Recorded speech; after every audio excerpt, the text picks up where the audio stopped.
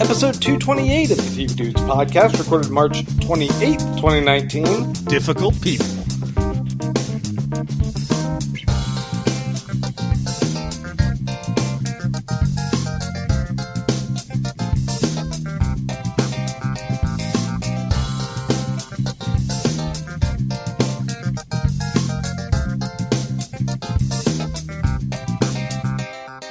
Hey guys, we're going to talk about this week. We're going to talk about the Billy Eichner show? Yeah, I've been wanting to talk about Billy on the Street. No, we are not talking about the show Difficult People. Okay. I understand your confusion. Because I didn't watch it either. We're talking about shows featuring difficult people, which it turns out there's a lot of shows, and most of them are comedies, or at least ostensibly comedies, featuring difficult people. I am starting to think that some key component of comedy is conflict. Interesting. Or awkwardness. Yes. You know the original show to feature a difficult person? Win Ben Stein's Money.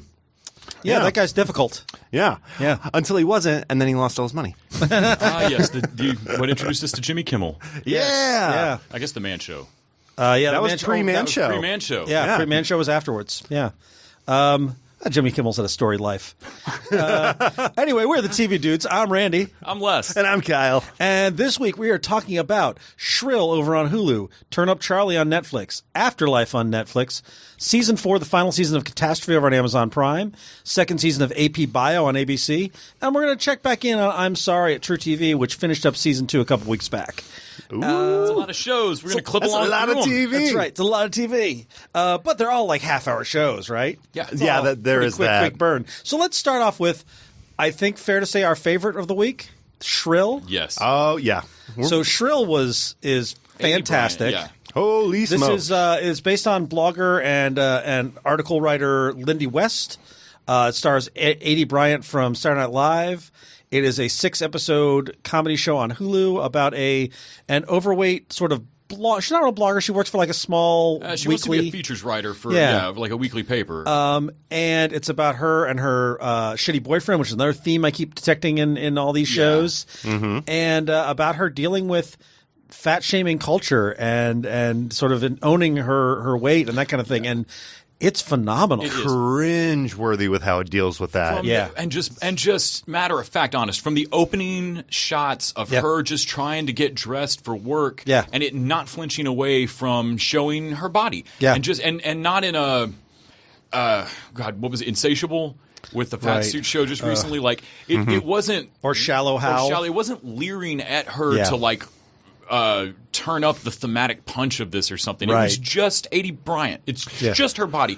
I watched this with Fanny, my girlfriend. She had to pause it, 5 times in the first 10 minutes of the first episode just to stop and sit for a moment. This has to be watching this show with women in your life has to be what Black Panther felt like for like black kids, or I looked over on the couch and watched her see herself on screen in a way that I've never seen that look on her face watching a show before. Yep. And I've never had my girlfriend ask me to binge a show right then. But she looked at me at the end of episode 2 and was like, we're watching all 6 of these right now. Yeah, and I've heard that story from numerous people. My warning to any fellows, actually ladies too, if you've ever been mean to somebody you've ever dated, be careful watching this. Because if you have done anything even remotely close to what the people in the show does, you will feel like such an asshole.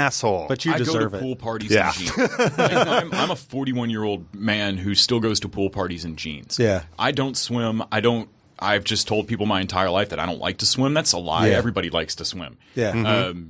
I have never like her. There's a whole thing of her going to a pool party and wearing jeans and there's a flashback to her childhood where she just like, no, I'd just rather stay in my room and read a book. Like I felt like this relatable content has seen me. I love that you mentioned the pool party because I feel like the show and how they deliver their episodes does this great thing where it's like the first 3 or 4 they have these cringeworthy moments in there where you're seeing just how uncomfortable it is for her to be in her own skin. Yet the character, the boyfriend, who is still very much sexually attracted to her, yet does all these things. He's such a man-child dude, but you want him to be better. Oh, yeah. More about him in a second. Yeah. But I love how you go through the cringy stuff and it's like, okay, and And then you get the pool party episode where it's like the hottest, like, large women you've ever seen, all in one place, all like floating. It's pretty spectacular. Yeah. Her roommate. Yeah, go ahead. Yeah. Lolly Adelope. Oh, her roommate just owns. She's so good. She's phenomenal. And she's as good as the best friend in sex ed for me. She and when they go to that party and she sort of hooks up with the one who's running the party, and it's this whole thing. I've seen people talk about this show more than almost anything. Like, this was like Game of Thrones water cooler for people who would never watch Game of Thrones. And instead it was like all these people talking about like the pool. Have you guys seen the pool party? It's amazing. And it's because we've never seen anything like that on TV. This show hits stuff closer to like what Crazy Ex-Girlfriend shockingly pulled off. Where you watch people go like, no, I know it's a silly show, but this is the most poignantly true thing. Yeah. You've got to go watch this. Yeah. I love Shrill. We were talking off mic. The only real problem I have with it is that they're only 20-something minute long episodes, and there's only 6 of them. It feels great problem to have. I want twice as much show. I do feel like it. I feel like there's got to be another half of a season they didn't finish or something weird like I'd that. Watch it immediately. They could drop it like the other half of Sabrina. Like, I'd watch it right now. I feel like they haven't finished it because it does sort of just stop. Well, you know what I think? Because the first season of Portlandia did this, where it was much fewer episodes because it was. It's alt. It's a little different. It's not like a lot of other shows, and especially some of the cringy stuff and some of the dramatic stuff. Yeah.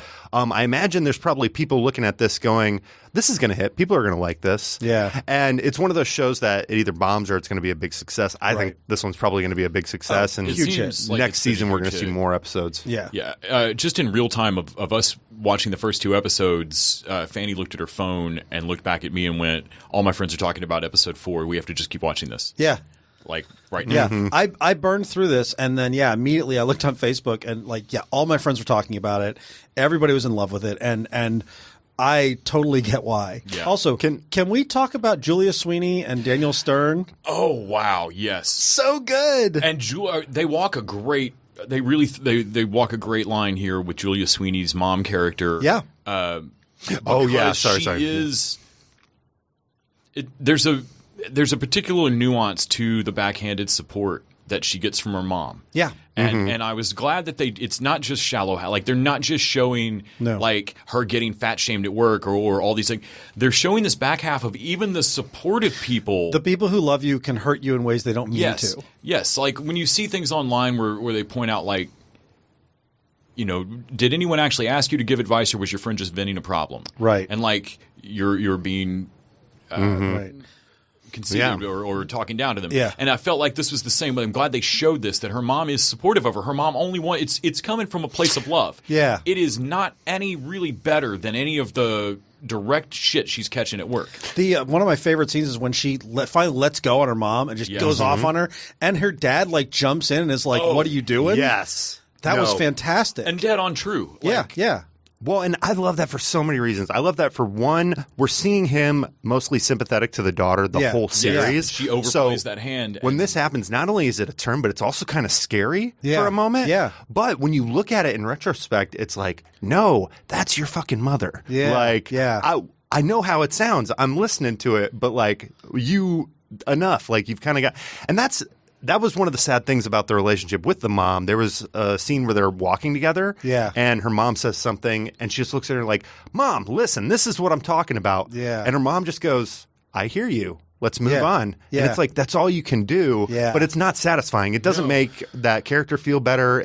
In some ways, it kind of makes it worse, but that's all you can do. Yeah. Well, and John Cameron Mitchell as she has a lot of troubling authority figures in her life because he is such an asshole to her. Yeah. But it's the mentor that is, especially in journalism stories. You can see it in music stories too. The guy who's a complete asshole, but he's a genius, and so you love him being mean to you because it means he likes you. And that this guy is famous and a genius for doing something apparently woke a few years ago. Yeah, but now is still trading on this wokeness in a way, but is also terrible. Right, like he is so completely oblivious and out of touch now, but he's still constantly trading on this hip coolness and accessibility. Yeah. And watching him try to take the moral high ground on all these issues while being the low ground. I think one of my favorite moments is when she quits. Yes. When she's like, fuck you, I'm out of here. Fine, I call your bluff. Fuck you. I loved that because I feel like she was in danger of sort of like letting this guy step on her because he was an authority figure and because of respect for her. And I was so proud to see her do it. And I don't think he would have fired her. I think so when either. you look at that relationship, it was he had the more everything he he wanted. pissed her off, or the more he got pissed off by her, the more he's like, "Well, I'm gonna dish it right back to you. I'm the boss. I'm gonna keep you He here." could have kept her there to keep abusing her. Yeah, exactly. Yeah, so that was a great moment, and there's a lot of that. I am wary of the bad boyfriend trope. I want her to leave. Yes. Like I wanted her to kick him out at the second episode. I wanted the roommates no him rule to stick. I want him gone. I don't want to see him redeemed. I don't want to see him not be a man-child. This show is not about him growing up and does not need to be. Yeah. This needs to be about her kicking man-children to the fucking curb. Yeah. But I'm so glad we're getting, because I think that he is, for as despicable and as much as you hate him, he is one of the most interesting characters that they bring in to this show. Yeah. And if you can kind of pull him out of the narrative, which like his part in the story, he is despicable. Yeah, he should be the person she moves on from. And then he shows up a year or two later, he's put his shit together and he's like, look, I'm really sorry for all the shit I put you through. That's it. That's his entire arc. He's never going to put his shit together. I guarantee you, if this show goes on for 10 seasons, she's going to have her Mr. Big moment where she like gets with the guy and they get into a fight and she's going to fuck him for one night and his stuff's going to be just as fucked up as it was episode 1. Yeah. And that's going to be a one-off because what we get is we don't get any redemption for him. No. He's never not the bad guy, but what we get by the end of it is we at least find out that what he does is not out of malice. No, he's it's out of dumb. pure stupidity. Yeah, he's just useless. By the way, tripping with her dog is sweet. Yes, that's the one. When she showed him, when he shows up for the dog, and his solution is, "I'll do some mushrooms so we can I'm not even going to leave out." you there, buddy. Yeah. Yeah. Oh my god. Can I set this up real quick? There's a episode where a container of drugs is accidentally knocked on the ground, and before they can pick it up, the dog swipes in and gets it. Eats The dilemma, a bunch of though, mushrooms. everybody has to leave. It's early in the morning work, so the only solution they have is to call the ex-boyfriend to come watch the dog. But as you've heard, his idea is he's going to take some mushrooms too, and he's going to be the shaman, the spirit guide on this Like dog's he and the trip. dog trip together. Oh my god. The whole day. Oh, but that character, it's I think one of my favorite, the cringiest moment with him, and I challenge you guys to top me, is when the mom is over at the house and she wakes up and the mom's just being nice and she looks at her and goes, "So my son says you killed my grandbaby," because she got an abortion. Yeah. That was rough. Yeah. People watch the show. It's phenomenal. Yeah, really good. I forgot about that. God. Let's jump over to Netflix and talk about Turn Up Charlie, which stars Idris Elba as an aging ex-DJ turned Manny. This. He co-created this with Gary Reich, who's a comedy guy. Did you guys watch all this? I've watched like 4 episodes of this. Okay. I went all the way to the end. Me too. I'm 'cause I feel going like to watch the whole thing. I really enjoyed Yeah. it. The first episode did not grab me. me neither. Really? I had to go. In fact, I tried to watch the first episode twice, and I just couldn't get into it. I was hated like, that Who kid. is this guy? I don't care about you. Fuck you. I went ahead when I knew we were going to talk about it. I just went ahead and started episode 2, Yeah. and I loved it almost immediately. Yeah. If episode 1's a rough. It's doing all the setup. Yeah, and I it's feel weird. like I don't we're like seeing setting him up his character. We're seeing him at his worst. And I hate that kid in the first episode. But I love her in this. Like, I love her as it goes on. Well, Yeah. you know why? Precocious kids are such a hard line to walk. Yeah. Like, it's really easy to make precocious kids annoying or bratty. And then when you start to see, oh, she's got kind of a fucked up parental relationship and she's doing the child best she actor can. Is doing a great job of looking hurt when she's being tough. Yeah. And you can really see the facade she's putting on. I'm kind of surprised because I don't think this is a good show. Really? You didn't like it? Well, it's not that I didn't like it. I had a huge hang up, and it's something that unfortunately you can't get over because every episode's about it. But I don't buy that Idris Elba was ever a DJ or that a DJ could ever look like Idris Elba and be unsuccessful. There is a little bit of a trick with, like, wait a minute, a guy this good looking and charming would never be the, like, loser guy they're trying to make him out to be. And I think the only thing that possibly justifies it is the couple of times they've alluded to him blowing every cent he had on drugs and women. And they actually show that later and on. we get the episode. And so I can buy it that like Great a super episode, by the way, attractive guy burned all his bridges except a childhood friend and Okay. Yeah, So yeah. I'm glad you said that because here's the one tweak But he's still that so could have charming. saved the show for me. You flip the jobs, okay? Yeah. The wife is an actress. The husband is a DJ. Yeah. Idris Elba is a once was actor who is pretty but is dumb. Yeah. And then that's where you get the comedy.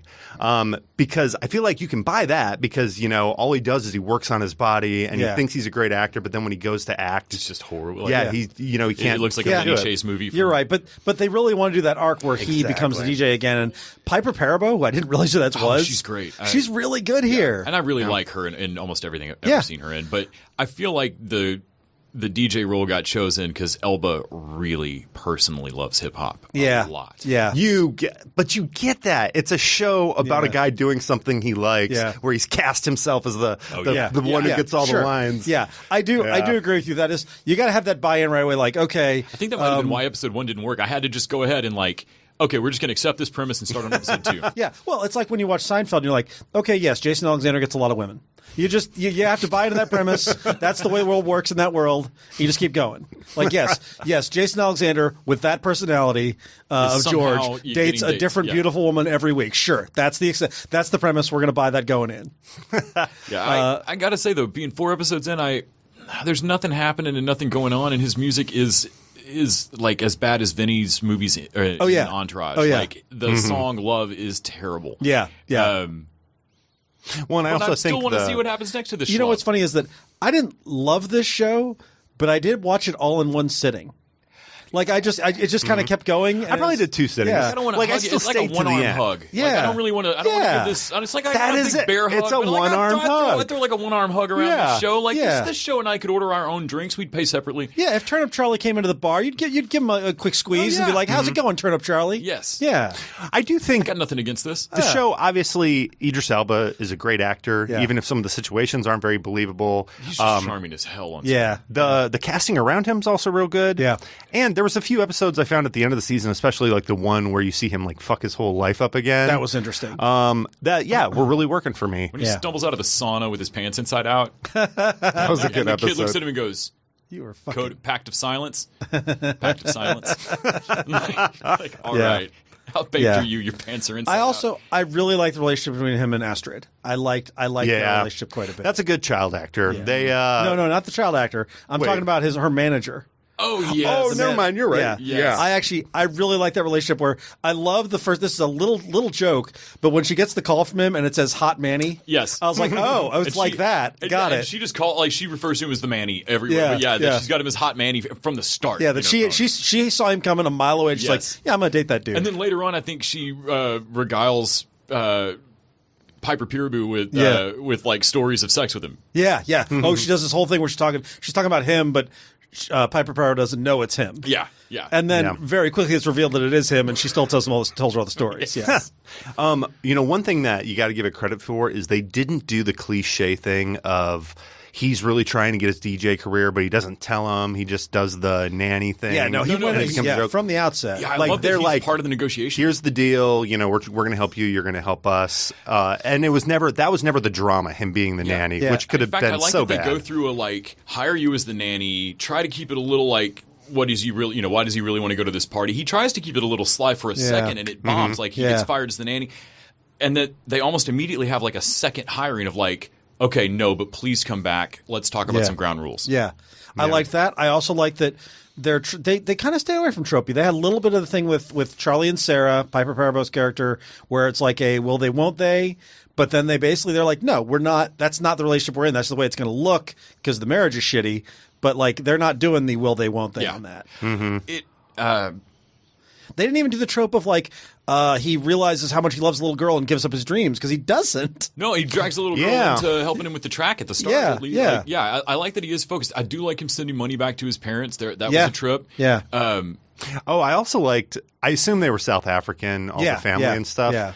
When I was in Keep money. Yeah, when I was in South Africa, I got to watch these like their version of sitcoms over there. And what's interesting is they will switch back and forth from like Afrikaans to English. Okay. So you'll think you're watching. I mean, you are watching foreign programming, but then all of a sudden they'll hit you with like a couple lines of English, and it really gives you a sense for the comedic timing. And that's what I got from those supporting like all of his family, especially the friend. He was one of my favorite characters. The guy who his like hanger on Dell.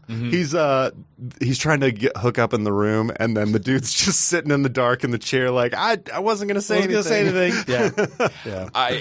If you had told me that you could take the basic premise of the toy and do it now, I would have said like, no. But you're right. Yeah. Don't do that. Yeah. But basically, this is the toy with Richard Pryor. Yeah. Holy shit! Yeah, you're not wrong. All right.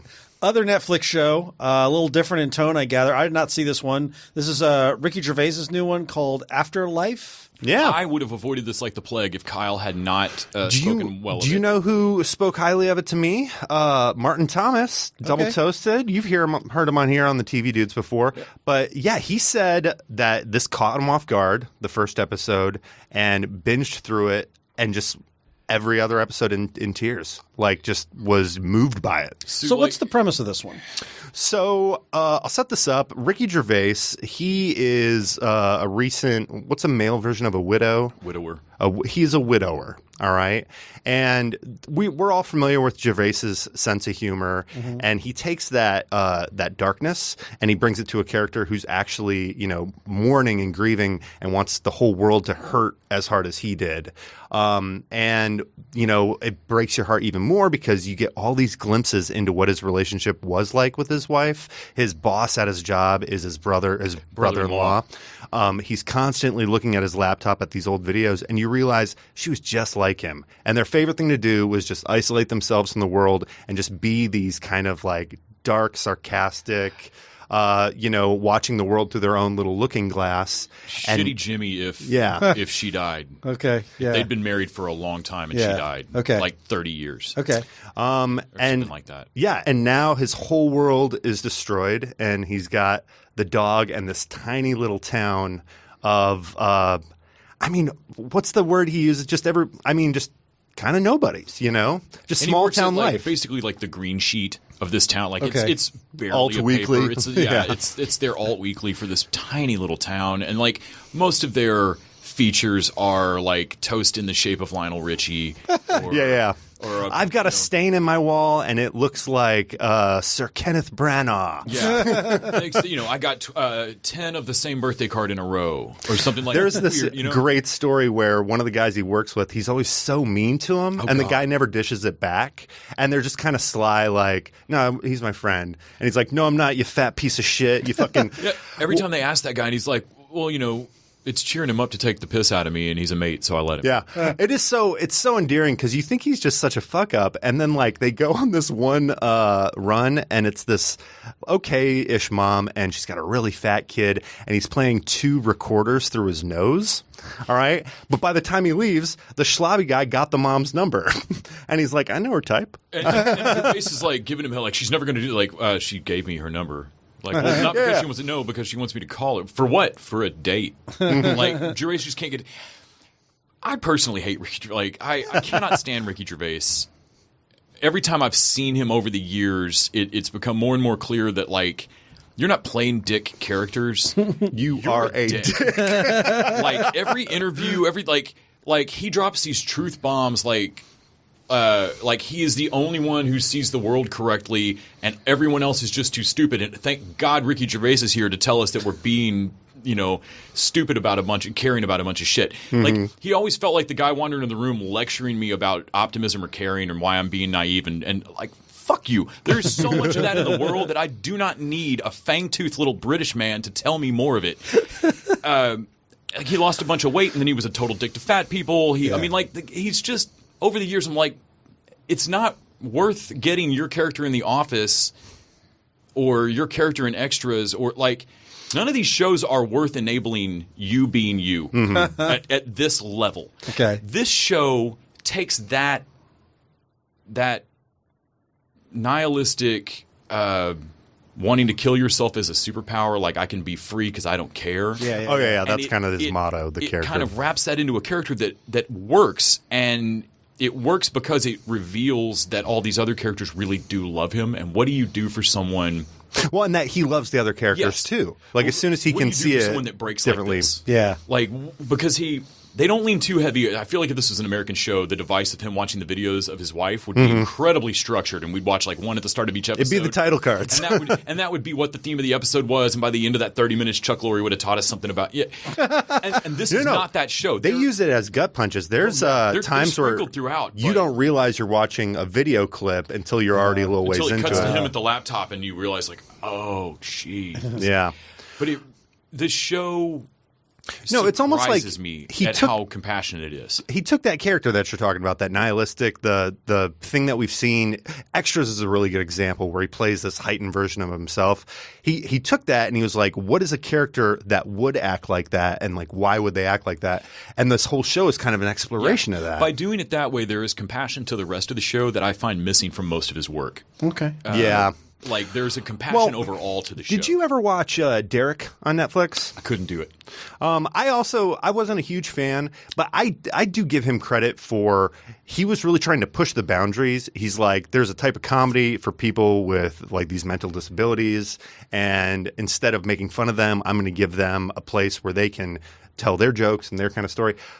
But it didn't Ricky quite Gervais work. Himself in his stand-up and in his interviews has never won me the trust to think that guy could do disabled comedy in a way that would not be a like fuck you. See, I don't know. I don't have a way to watch it and really feel like I'm making the right judgment. Like I honestly didn't know where to laugh on Derek, and most of it was just painfully unfunny to me. You know, I do think that at the end of the day, I don't know. Yeah, I guess I think even for how much of like an asshole or a dick he is, I do think that his intention is to push comedy, like not be edgy by like taking somebody down because of a handicap, but being like, no, I'm going to joke about it because they're joking about it. And I'm like, it seems like he does want you to cringe, but not in a malicious way. Like he really is trying to push things. Yeah. I think I've always written him off as more Joe Rogan than Chris Hitchens. Oh, yeah. And I'm just like, I feel like you think you're smarter than you are, but you're just a low-rent asshole. Yeah. Well, just before we finish talking about this show, there are definitely some turns in it, and I was spoiling a little bit for these guys beforehand. I don't even want to say it on mic because there's something that happens that just like knocks the wind out of you. Like, you think his life is so bad that it couldn't get any worse, and he manages to like kind of screw it up and move it in different ways. But if you have ever experienced loss, or you know what that's like, you're going to probably see a lot of that situation in here. And if you have anything to lose, yeah, you're going to be crying like every other episode. I was jaw open, shocked at how good this show is. I don't want to rush home and watch more of it, but only because it is so poignant. You won't sleep well afterwards. And not in a cheap shot kind of way. It is just a genuinely affecting show. And it's honestly hard for me to admit that this is this good because I really don't like Ricky Gervais. I obviously totally different tone, but I kind of feel like it's the similar begrudging, like, fine, Brooklyn Nine-Nine is funny. I still don't like Andy Samberg, but Jesus Christ, that's hilarious. And I kind of feel like I don't want to like Ricky Gervais, but this show is truly something special. Yeah. I was glad that you recommended. I would not have given it a shot. So it's 6 episodes. You watched all of them? Yeah, I watched them all. I've watched how much you watch? I've watched 4. So 4 of them? Yeah. I didn't know it was only 6. Cool. I might actually get to finish this. Yeah, it's a British show. This is not one I could run 20 episodes of. Yeah. All right, so jumping over to another British show. This is on Amazon Prime. Catastrophe has its 4th and final season. It's by Rob Delaney, Sharon Horgan. Did you guys watch any of this? I've never been able to get into Catastrophe. Okay, so I realized in watching season 4 that I did not watch season 3. I've watched season 1's pilot twice, and it didn't click. Maybe I should have turned up Charlie'd it and jumped straight to 2. But then I tried to watch the first episode of this season and was like, nope, those are the same unlikable people I didn't like. Yeah, I loved first season of this, and it was like funny and like these two sort of really people who are terrible for each other getting. He's an American businessman. He goes over to England. They have a one-night stand. She gets pregnant, and he moves back to England and gets married to her. And that's the premise of the whole show. And it is called Catastrophe because their relationship is a fucking nightmare. Well, say the argument that they are having over the head of, I assume, that child at the start of this season was like, you could at least earmuff your kids doing this. They wind up having another kid later on. And then, like, I guess the tail end of season 3, he gets so drunk and like drunk drives and gets his life all fucked up. And he's an alcoholic and has been before. So this season all deals with him being an alcoholic and trying to get into recovery. Her, trying to decide whether or not this whole relationship is worth it. They've also got these best friends, Chris and Fran, who broke up and are now they were having relationships with other people, and now they're getting back together. And I found that for me, I guess a little bit of Catastrophe goes a long way because I watched the rest of this season. It's another 6-episode show. I'm good with that. But I see it had like a different show director. I don't know if that changed things, but I was not as in love with it. I really loved the first season. As I watched it, I'm like, I don't really care. Like, none of this is super funny to me. It doesn't do that uncomfortable comedy thing I thought it did well in the first season. I really like both lead. I like Rob Delaney. I like Sharon Horgan. I think they're both really good. But I felt like the premise of the show ran out a while ago. And unlike something like You're the Worst, which I feel like this is spiritually similar to, You're the Worst evolves its characters and evolves its stories and goes for more balls out and goes for more comedy. This one got smaller. That's what. So, I mean, having only seen like a couple of episodes of this, season 4 felt like it hadn't expanded out into more madcapness. No, it felt like it had turned inward into like a darker thing. It did, and it was, and I like dark comedy. It didn't grab me. I watched all of it because, again, it's 6 episodes. It's an easy watch, but I definitely left this feeling like, oh, I don't know if I love Catastrophe as much as I thought I did. And that was kind of a bummer because I'm like, oh, I really love season 1. Yeah. And now I'm like, if I'd loved this, I would have gone back and watched the season 3 that I didn't watch. And now I'm feeling like I probably don't want to bother with it. Even when You're the Worst got super dark. Yeah, it was still good. And I walked away from it for a little while. Yeah. When I went back to pick it up again, I was just immediately enraptured and binged the whole season. Yeah. And I just haven't been able to get into this one. You know what I watch that I do that? That's like me and The Walking Dead. Like, it gets too dark, and I'm like, all right, I got to go back. And then once I can binge a few, it's like, all right, bust some skulls, shove some spikes up some butts. It's okay. Man, I did that with Walking Dead for a while, but I've been off that show for a while now, and I feel pretty good. Yeah, it's like being off the heroin. Negan episode stopped me on that. I think there's 2 seasons I didn't get through that they got me on. So now I'm mostly just curious about what's happening because they're killing all the characters off. So I'm like, I don't even know what that show looks like. That's anymore. always why I go back. I'm like, oh, so and so ain't there? Wonder what that's so what like. What does this show look like now? Yeah. Rick's gone. What does that mean? Who's the lead? Is it Norman Reedus now? Yeah. All right.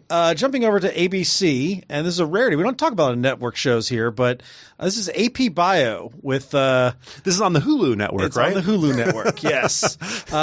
This is Glenn Howerton from Always Sunny playing Jack, the ex-philosophy professor, now an AP Bio teacher who doesn't give a shit about his job. Patton Oswalt is the principal.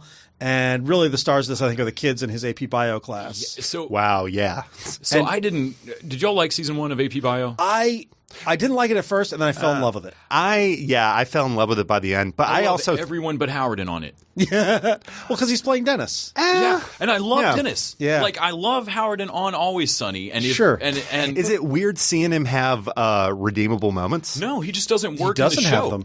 He doesn't work. He's the one note premise that I can't believe carried into the second season. I really felt like they'd change the teacher and keep the show moving on. I feel like the weak point. I feel like the biggest problem is Dennis running a bar. Sketchy guy running a bar, I'm okay with. Sketchy guy in charge of kids' futures fucks me up. But he's in charge of the kids that are going to be fine. Yeah, this guy can't fuck them up. I can't believe that he's still lying about his lesson plans. He's still bullshitting. It's still clearly a. I feel like I got to come to his defense because I can't see how the School of Rock premise keeps going into season 2. I barely understood how they were going to get through all of season 1 with this premise. Yeah. And literally, the other teachers, Lyric Lewis is hysterical. Oh, the other teachers are great. Patton Oswalt's great. The whole weird thing with him and the office. The other office. His devoted lieutenant, who is not romantically attracted to him, but they who almost would die for him. Oh yes. My God. Yeah. Literally, the whole rest of the show is this great ensemble, and then there's this just dumb premise that someone in the writers' room couldn't let go of. That is Dennis. Here's why Dennis works. Allow me to come to his defense, okay? Yep. Because it's not just him. Like on Always Sunny, we see him in the bar, and then a bunch of other characters that are just as despicable it was him. Right. But no, he is probably using this wrong, but he's the chaotic neutral, okay? And he is thrown in this situation where they've got to probably have 20 child actors with speaking roles. Yeah. All playing off each other, like almost like a song and dance, like delivering this dialogue back and forth with Glenn Howerton's character.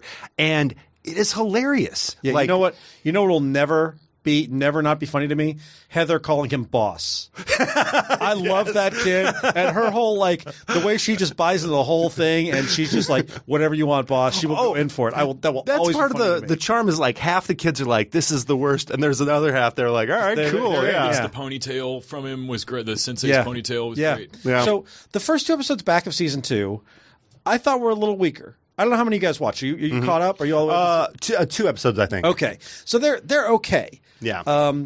Episode 3, which, boy, I wish you guys had seen. It's called Wednesday Morning, 8 a.m.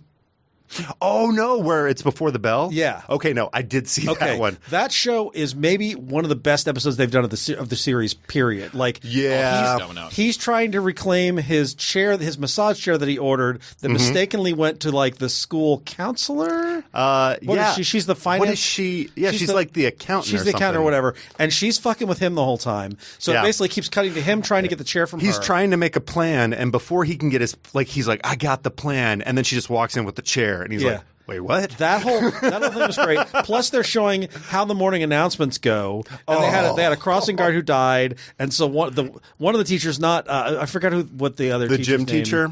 No, not the gym teacher. The English teacher is writing the extremely long eulogy for him, and then Patton Oswalt was like, "Can he cut it down to like just the one sentence thing?" And the seriousness which with Patton Oswalt, like getting the morning announcements done is like. It's like the newsroom where they're trying to get everything done and how important it is to get all this knocked out. And the janitor. Oh, my God. The janitor having an increasingly bad day as he's trying to fix the bathroom. The coach steals $10 from the crossing guard's jacket and feels so guilty about it. It's like all these stories. It's like the Pulp Fiction of AP Bio. It was so good. You get like stories about Springfield. Yes. They have like this whole Back to the Future Part 2-ish the thing where you like see other people reacting and then there's the people in the background. That for me, I was like, oh, right. This is why I love this show. Well, I think the creator here Mike O'Brien, he's a former writer and cast member on SNL. I think his style and his humor really kind of makes the show. Yeah. And it would not have worked if it was just a vehicle for Glenn Howerton to play his character. But there's so much going on outside of that. And to the point earlier about him not having redeemable moments, whether it's a good thing or a bad thing, like in season 1, there was one where he goes to the bar with all the other teachers. Mm-hmm. And the whole episode he's like trying to get laid or something. But as soon as he sees other people making fun of them, he's like, no, you can't make fun of them. Those are my people. I do think that this season could be a lot stronger without having the through line of like trying to, best his philosophy nemesis. I never care about his nemesis. I never care about him getting his career back. I don't see how he ever had a career. I think that was the worst ever part. Worked with him. And that's they do seem to have basically dropped that in the season. And since none of that worked, my only problems with AP Bio is if I think of it as Glenn Howerton's show. Yeah, and it's then not. It simply doesn't work. It's definitely like not. Michael Ian Black's character on Ed. Yeah. Remember that show? Yeah.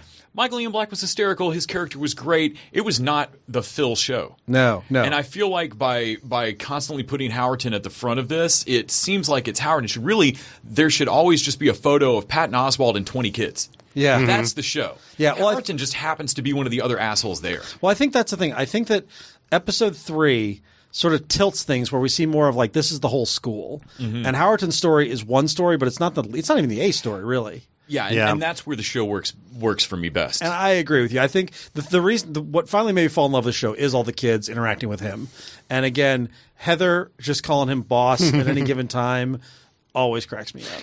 I want to go back and watch season 1 now, knowing that the rest of the ensemble cast steps up so much. Yeah. It becomes all about them. The start of season 1 was like, well, this doesn't work as Howerton's show. And it's clearly set up to be. Yeah, this is what if Dennis was a high school teacher, and it was really that not. Really didn't work for me. So, good. like the first 2 episodes of the first season, I was like, "Yeah, this show doesn't work for me." Well, I feel like there's almost a Parks and Rec thing to be said here. Like Parks and Rec was set up as, let's do Amy. Why am I blanking on her name?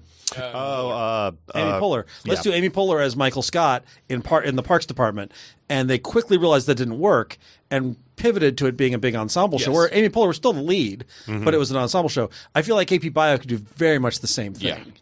Yeah. One thing that I love about the character design of what's his name, Jeff, the teacher that AP Bio, the main character. Why am I blanking on his name? Winger. Jeff Winger is Community. Winger is from Community. Anyways, Glenn Howerton. We're just gonna call him that. Yeah. He's Dennis. My favorite thing about Professor Dennis is every time he enters the classroom, he has a plastic gas station sack with like a drink and a couple snacks in it. Yeah. And it's like if you've ever met somebody who doesn't have their shit together, they always have that. Like I just ran to the gas station to get some Cheetos and a Coke for lunch. To get a drink. I know I'm going to have a drink tomorrow and some chips, but I can't go buy chips at the grocery store. I'm spending like 10 times the money I should be on food by doing this every day. He has never set foot in a real grocery store to get a 12-pack of Cokes ever. Yeah. No, you're like, right. Yeah. For as outlandish as he gets, like that's bag of gas station food always centers me. Like that's a real person. That's the anchor. That's a real person. That's his constant. Yeah. All right. We want to real quick talk about I'm Sorry Season 2, which wrapped up because Colin and I finished that out, and I think both of us fell in love with this show, and to the point where you bought it.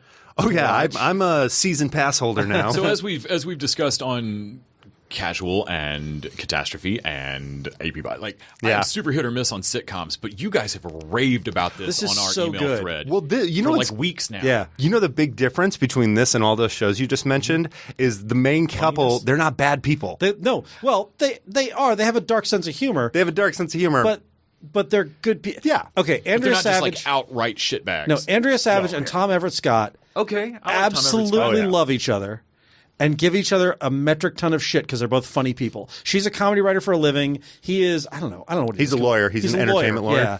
And they give each other so much shit, and they do this kind of jokes about we could get divorced tomorrow, but you can tell that they basically love each other so much that they have an absolutely unbreakable marriage. Yeah, like a reoccurring thing is they have a lot of scenes them getting ready for bed. Yeah. Like almost like if there was a few more seasons, that would be the cliche. They're just always getting ready for bed. Yeah. But he's always like, is that the goal to make me not want to have sex with you? Like, yeah. And then of course Andrea Savage's character makes a lot of mistakes where her sense of humor comes out in sort of inappropriate ways, like when there's a runner here where she has a dirty dream about what is his name? Their mustachioed kindergarten teacher. Mr. Papacecki. Oh man, I'm looking for Mr. Castellati. Mr. Castellati. And he's this when they first got this kindergarten teacher in the beginning of this season, and she's like, she wants this cute. It's a very nice school. They had to get in. Instead, this guy is like a balding dude with a mustache who looks like a high school physics teacher. Bradley Whitford in The Other Guys. Yeah. Okay. Yeah. And so they're making fun of his mustache and all that. And then she has a sex dream about him halfway through the season. And she's telling her husband about it, how grossed out she is. And she starts telling the other parent group about it. And she winds up accidentally sending an email to CC's the teacher. About it, and she's like my secret lover, and it's like how he can't last more than 5 seconds, and his it's like the most degrading stuff, and then she has to face him, and he comes back at her with the humor, and he's like totally like gets it. Oh yeah, and it's so. Do you know what the name of that episode was? What was it? The Small of My Back. Oh my god! Because she goes, I don't know how this worked, but I felt his mustache on the small of my back. But that is one. So in addition to all every episode, there's some gags, and it resolves pretty well, just like a Curb Your Enthusiasm. But there's also runners throughout the whole season. One of them is the Castellati thing. The other one, yes, and I knew this is why you wanted to talk about this. I don't want to spoil it because I want Les to watch it. Yeah. But oh my god, when the reveal came about that runner, I was so happy. I was so happy. And it's a real small and simple thing too. And when they pay it off, you're like, wow, we actually had something. Should I just Brooklyn Nine-Nine this? I'll wait 5 years till it works, and then at the start of season 6, I'll watch all of it in a weekend. Yes, no. Well, it's on True TV, and it does make me I think kind that's of part of worried. why I was like, what? Yeah. Yeah, because it's not the easiest thing to find. I mean, it's not like I know ABC from NBC. Everything comes on the Hulu channel and Netflix. Yeah. So this is on season 1's on Netflix, and the problem is season 1 was so good. I would have ignored any sitcom even produced by them. Like we talked about Starz or Amazon Prime having a weird tone. What is True TV's brand? And here's the funny thing. I loved this because a friend of mine told me about it and begged me to watch it, basically. He almost pulled a not Kyle and did the $20 Patreon. He literally asked me, hey, are you guys still doing that thing where someone can do a Patreon and ask you to watch an episode? And I'm like, dude, you're my I don't friend. pull pranks very often, and I'm still super pleased with myself about them. I've told that story like 20 times. I told him, I'm like, dude, you're my friend. You don't have to do that. I will watch this show. And I did, and I'm so glad he talked me into it. But I loved it so much that I stole my parents' cable login and watched the True TV app. Nice. And watched the rest of it. I would have bought I would have bought a season pass to watch it. It's that good. But I did get to see what else is on True TV. And the answer to what does True TV produce is, I'm sorry. Because everything else, like, there's nothing else. And they're like, well, okay, why would you watch this? Pause. I'm not going to get into it. Yeah. But have you guys gone down the Impractical Jokers rabbit hole yet? Nope. It is. No. It's kind of lowbrow, and I don't know if I can defend it. This is like a whole other episode. I've actually had somebody go on like a 30-minute argument why I should watch Impractical Jokers. It's why True TV. It is like the cash cow for True TV. They have like 20 seasons of this show, and these guys, for people who watch this show, these guys are celebrities. But yeah, that's another episode. They've also got Adam Ruins Everything, which I hate. Is that where that comes from? Yeah. I hate that guy. Yeah, I hate that guy. I love those factoids. Man, but I hate him. He's so smug. He's the actually guy. At Home with Amy Sedaris. That's exactly what it is. It's mansplaining the show. It's mansplaining the show. And I don't give a shit that he's right. It actually makes me angry that he's right. That's my Bill Maher argument. It's like, I know you're right, man, but what you just made, fuck you. I'm angry that he is right. I'd be less angry at him if it was Adam Ruins Everything because he's wrong about everything. Right. But the fact that he's right and shitty about it makes me want him to be wrong. There's also Billy on the Street where Billy Eichner yells at people. Like, I don't know what True TV's brand is. All I know is I'm sorry is 100% the best thing they've produced. It's some narrow sliver of Bravo that he didn't feel Bravo was hitting. Yes. So the through thread for all those, their slogan is, it's funny because it's true. Oh, God. Yeah. Oh, my God. It's funny because it's true. Anyway, I can't wait for True TV to die so this can move right to Netflix where it belongs. Right. Or get bought by Amazon so you can watch it as it comes out. But this is really funny. Can Waze produce this?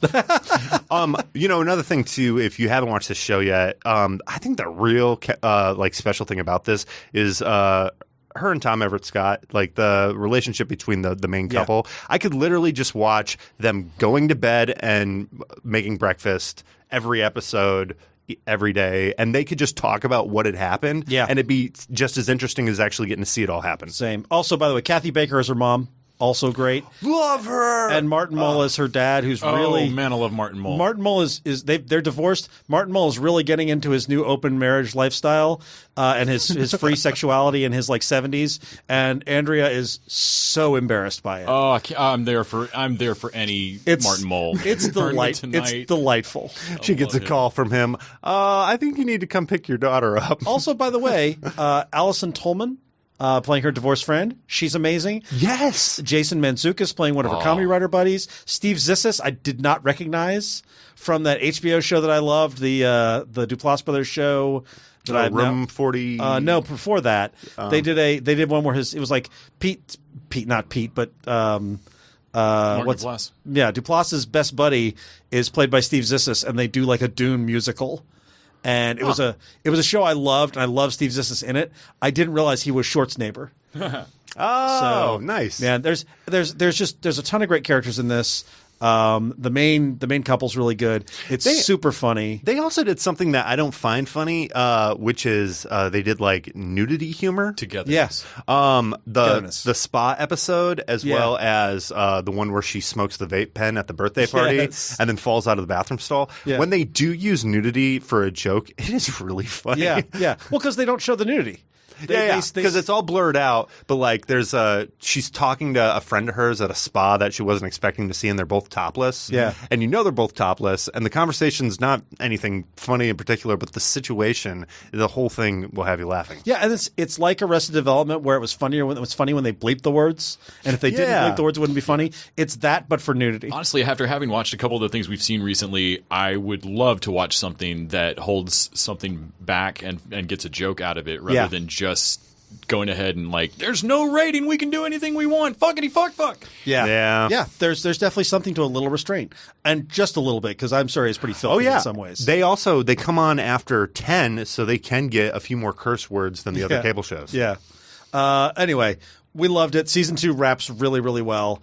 We're going to take a break, and we'll come back with some listener questions.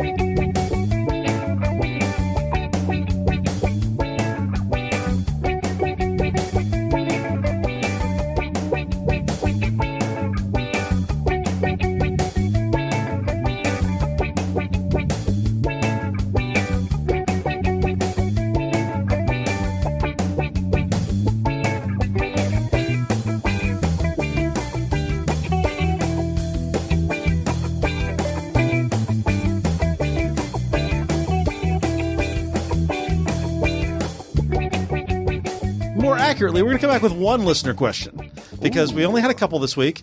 Every week, I will throw up a questions post on Facebook, and Kyle last episode gave me a great idea that we're just going to throw them up every week and bank those questions. One week, we should ask for listener answers, and we'll guess the questions. Oh, I like it. Jeopardy style. Yes. This week's listener question comes from Zach McLernan, who says, question for the forum. Did anyone watch You thinking this dude looks and sounds like Dennis from Always Sunny? And follow-up, does anyone want a Dennis spin-off spoof in the vein of You, where the show Will They, Won't They, except it's Dennis Kill or possibly enact the Dennis system? I think the guy from You is a lot more together than Dennis and can pass as human a lot better. That said, I would definitely watch an entire sitcom season where it, from Dennis's perspective, seems like he is courting a woman, and from the outside perspective, he is clearly stalking someone. And so all his friends are just standing back like, did he go on a date? I don't know. Yeah, and I still want the Making a Murder episode of Always Sunny where they do the Dennis. Wait, I thought they did that, where he was like the fat guy? Did they actually do it? Or maybe they didn't. I'm a little behind on It's Always Sunny, but I would definitely watch like a handful full of seasons fake ago. documentary. Yeah. Like, I would watch a full fake. But there is an episode called Dennis is a Serial Killer. Yeah, no, I want the actual like fake documentary Making a Murderer. We used to do. Yeah, exactly. That's what I want for Dennis. Or even just a Law and Order episode. Yes. All right. So if you guys want to support us, you can go over to patreon.com/tvdudes. Throw us a buck an episode. We use that. You'll get some extreme bonus content. Extreme bonus content. You'll get some It's radical. You'll get some extra bonus content where we'll discuss non-TV related things. For example, I believe we might be talking about the Spider-Verse again this week because Kyle has seen it and he was amazed like the rest of us. Many a times. What's up, danger? And so you get some bonus content for you, and you also get the pleasure of supporting the people you love making TV content for you. Yeah. Support. And we want to thank Doggett for jumping on board as a patron. Indeed. And we are part of the Electric Sweater Network. Electric sweater. It is weird not to be singing Electric Sweater. I'm in the MC With role. the Electric Swingers Network. The Electric Swingers Network with extreme content. Extreme content. You can go over to Electric Sweater. You'll see all the other TV themed podcasts we got, like Star Trek podcast. This Is Us with Key and Clyde. We've got Fem TV, all kinds of TV shows. Also, TV Dudes is over there. Yeah. So check it out. Support the network. And until next time. TV Dudes out.